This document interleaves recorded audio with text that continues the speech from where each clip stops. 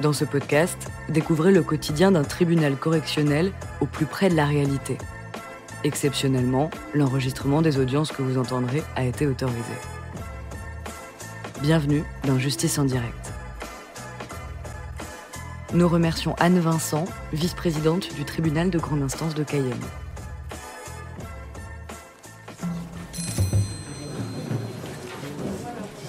L'audience est ouverte, vous pouvez vous asseoir.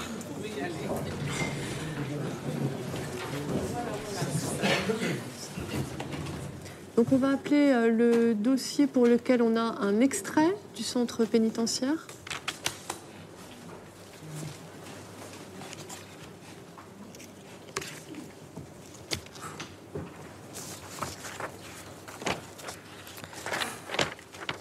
Bonjour monsieur. Bonjour. Vous êtes né le 15 février 1984 à Georgetown, au Guyana. Vous êtes actuellement détenu au centre pénitentiaire de Guyane. Je ne veux pas comprendre. Ah oui, Madame Waterman, pardon, interprète en langue anglaise.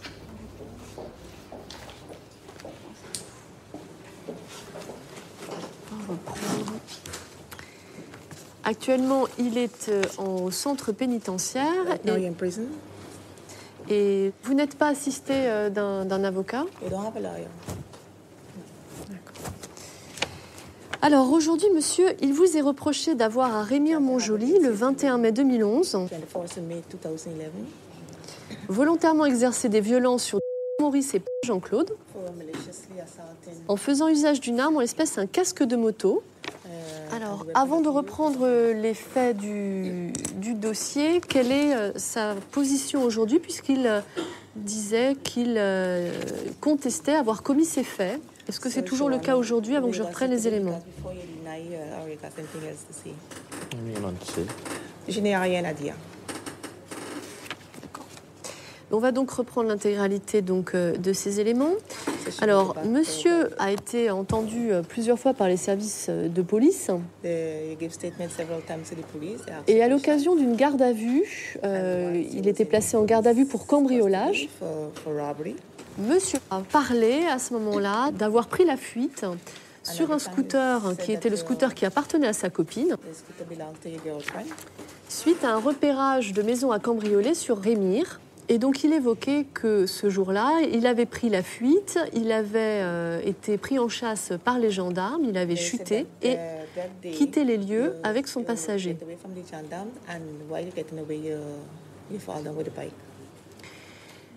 À partir de cette déclaration, les gendarmes par la suite vont faire le rapprochement avec une plainte qui raconte que le 25 mai 2011, la victime est rentrée à son domicile, il a aperçu un scooter dissimulé sous des bambous. Comme il s'était fait cambrioler 3 jours plus tôt, il s'est dit que les cambrioleurs étaient de retour et avait appelé son voisin pour prévenir les gendarmes. Et finalement, il avait, en retournant vers le scooter avait récupéré son conducteur. Il avait voulu le maintenir sur place.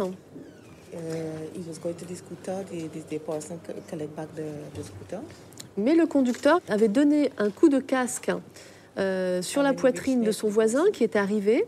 Et avec ce casque, lui avait fait valser ses lunettes pour parvenir à prendre la fuite. Tandis que le deuxième individu qui était en train de faire le repérage dans la maison remontait comme passager sur le scooter et quittait les lieux à vive allure.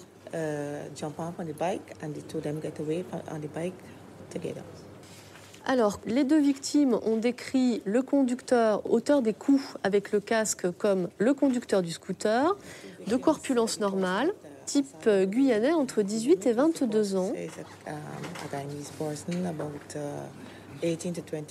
Cette personne était noire, assez grande, assez baraquée, pas gros mais costaud. Peut-être 20 ans, sportif.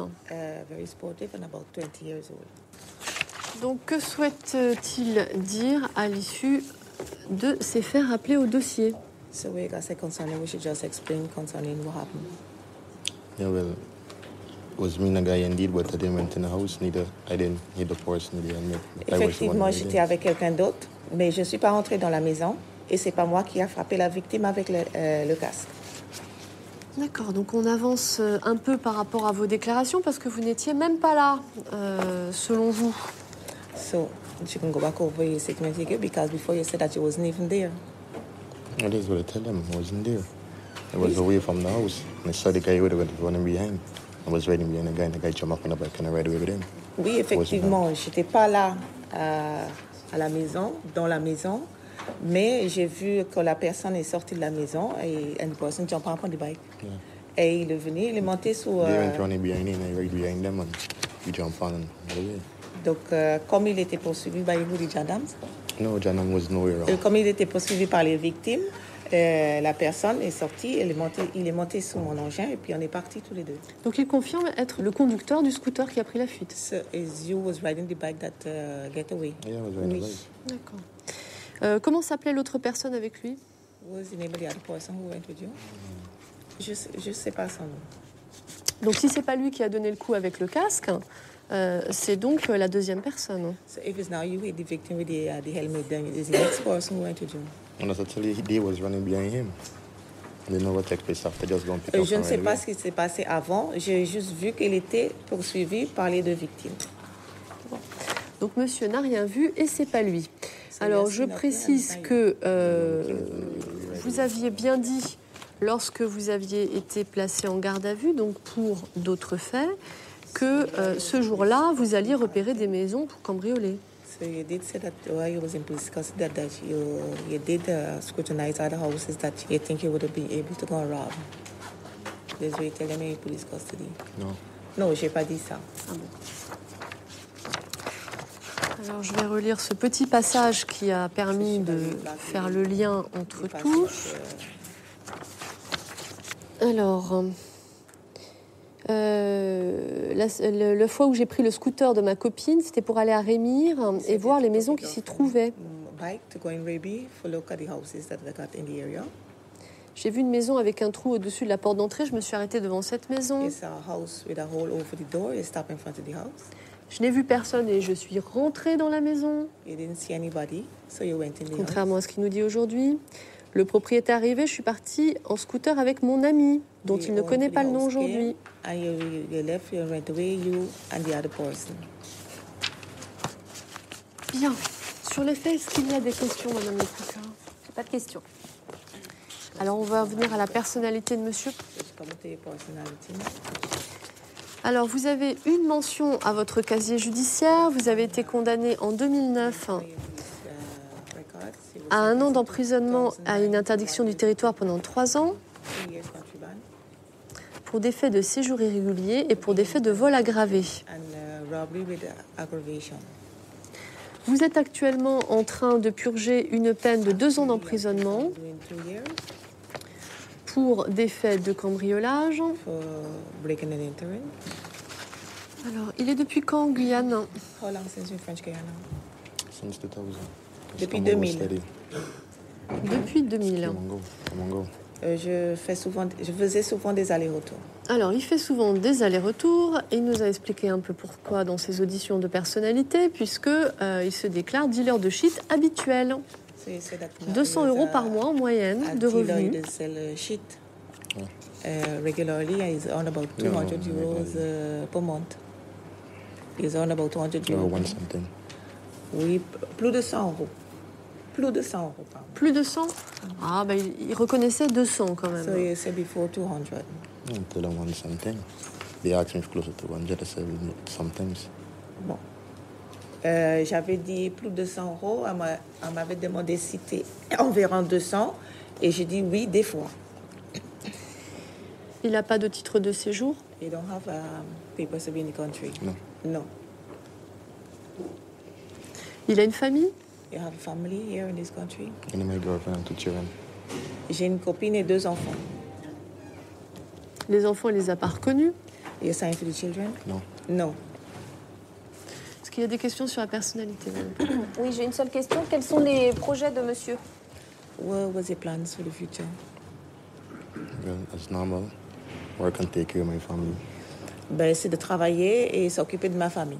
D'accord. Est-ce qu'il se souvient avoir indiqué, lorsqu'il a été interrogé sur ce point, avoir dit que son projet était de continuer à vendre son Cali tranquillement et de rester avec sa femme et ses enfants? So if you remember that the answer that you gave to the question that when I asked you before was, you said that you was going to continue selling Cali for look after your wife and your children. I never tell him that. I asked him if I sell it steady. It was a Non, regular j'ai thing. jamais dit ça. On m'a demandé si je vends souvent. And we tell them? Then I always work air conditioner in Georgetown. I don't really sell Cali. But I don't have people to work here. I just do that. J'ai expliqué que je vends un peu de Cali parce qu'ici, je ne trouve pas de travail. Mais normalement, je répare les climatiseurs. Je n'ai pas d'autres questions. Donc, il n'y a pas de constitution de partie civile. Madame le procureur, vous avez la parole pour vos réquisitions.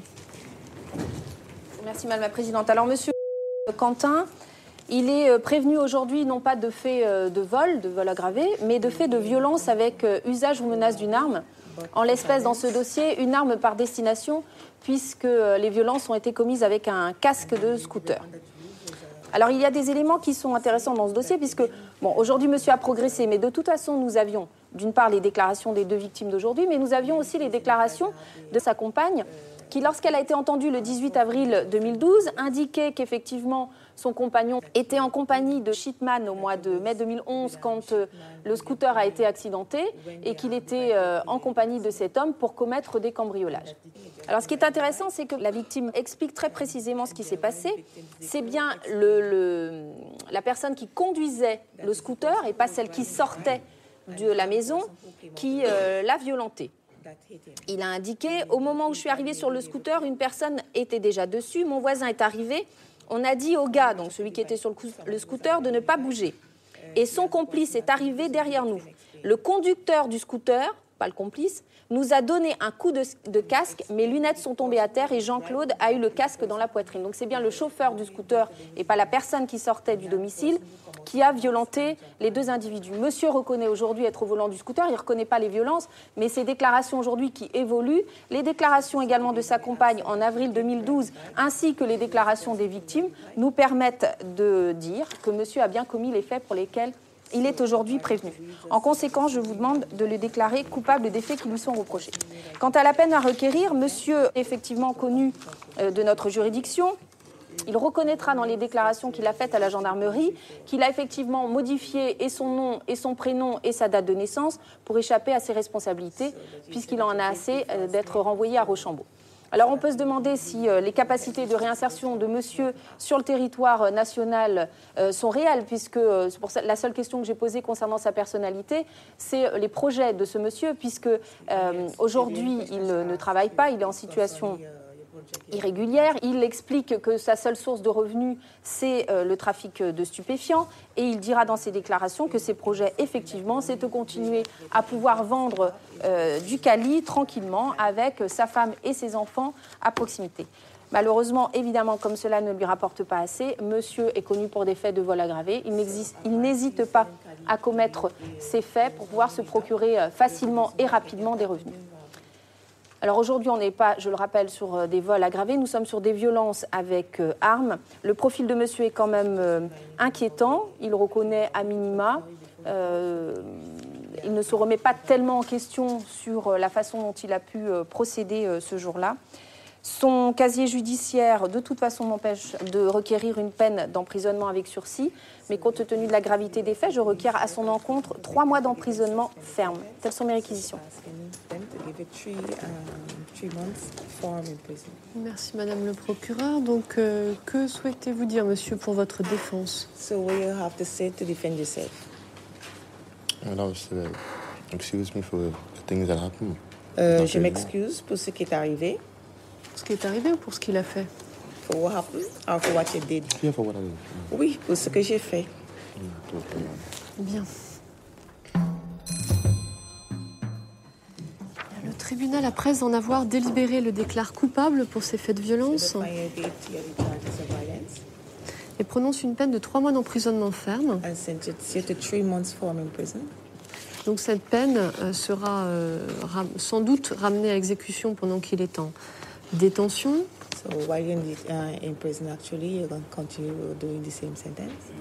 Sinon, à sa sortie, il recevra une convocation pour aller voir le juge d'application des peines. Or if not, when you come out of prison, you can get a summons to go and see the judge who going to decide how you're going to do the sentence, the 3 months. Okay? Voilà. Vous pouvez y aller, monsieur. L'audience est levée.